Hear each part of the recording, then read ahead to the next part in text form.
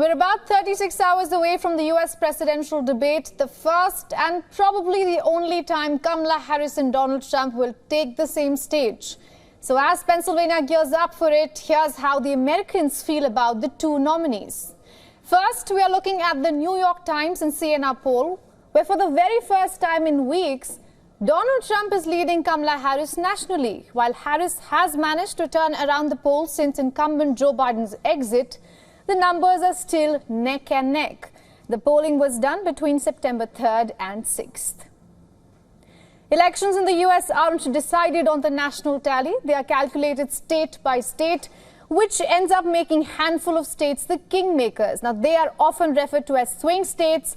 While they change each year, this time there are 7 of them, and they're on your screens at the moment. All right, speaking of numbers, CBS News and YouGov did a polling that looks at these 7 swing states. The poll suggests that Harris is narrowly ahead in Wisconsin and Michigan.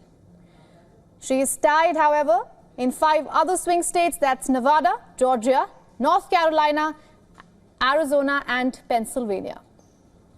Keeping the margin of error in mind, these polls are a confirmation that each candidate retains a remarkably stable base of loyalists, almost evenly splitting across the country. It is important to note that Donald Trump continues to defy all odds. Despite his historic status as a convicted criminal, the latest polling confirms that the Republicans are resting their loyalties with him. And he might even be able to convert a few of the independents. That's crucial in this year's election.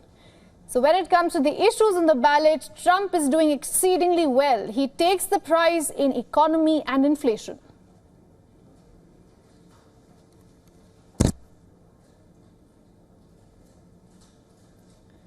While Harris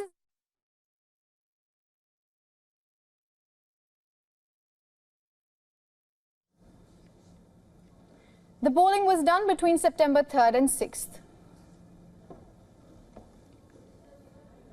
The election is already chaotic, with 81-year-old Biden dropping out amid concerns over his age, Trump narrowly surviving in an assassination attempt, and growing fears that Trump will again refuse to concede if he loses this November elections. Now, these numbers indicate that Tuesday's presidential debate could be a crucial moment in U.S. elections. Unburdened by what has been. There are those who are unable. All of these numbers come at a time when we are about 36 hours away from the big presidential debate. And Harris is marginally ahead in 2 of the swing states, namely that's Wisconsin and Michigan. And she's tied with Donald Trump, her Republican nominee, in Nevada, Georgia, North Carolina, Arizona, Pennsylvania. So it does seem like it's down to the wire.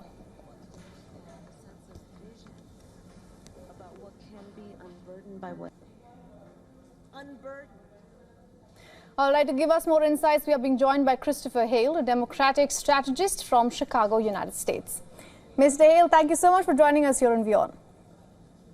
Thank you for having me.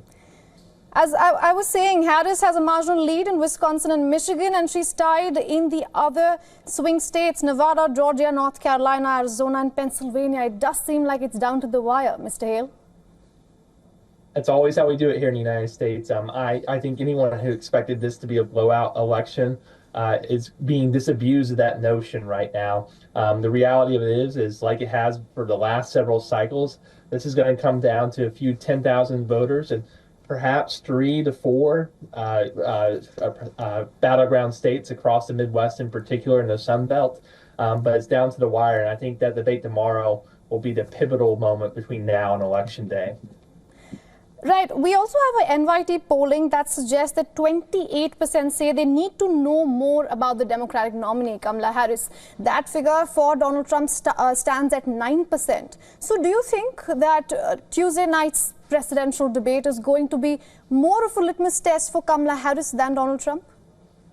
Absolutely. Donald Trump's been running for president of the United States for almost a decade now.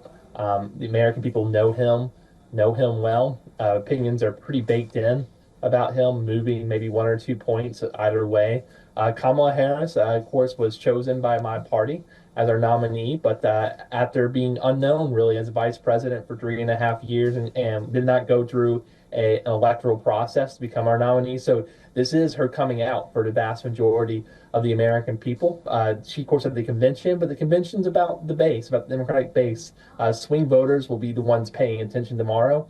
And Kamala Harris released policy platforms on our website over the weekend. And I think if this is a policy election, it's going to be a tight one. And Donald Trump leads on a few of the key issues, but I think that really tomorrow is the chance for Kamala Harris to shine and show that she has a grasp of the issues. Right. Mr. Hale, we have been showing a lot of polling, and one of them is on the issues. So when it comes to economy and inflation, Donald Trump seems to be doing exceedingly well compared to Kamala Harris, but she has the lead in housing and cognitive skills. While I ask you this, there is another school of thought that says that an average voter in America doesn't really vote on the issues. So how do you see these numbers?